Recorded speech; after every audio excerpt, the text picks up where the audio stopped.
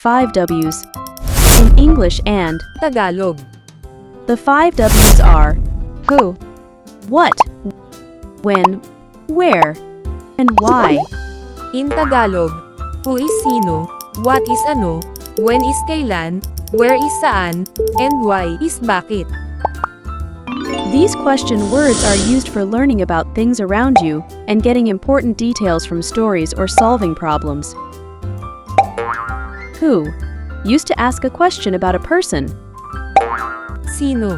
Ang sino ay ginagamit kung ang tanong ay tumutukoy sa tao. For example, who was your teacher? Sino ang guro mo? What used to ask about a thing, action, or idea. Ano. Ang ano ay ginagamit kung ang tanong ay tumutukoy sa bagay, aksyon o ideya.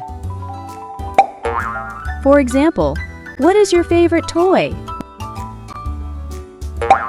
Ano ang paborito mong laruan? When used to ask about time or day.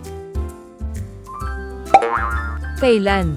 Ang kailan ay ginagamit kung ang tanong ay tumutukoy sa oras o panahon. For example, when is your birthday? Kailan ang iyong kaarawan?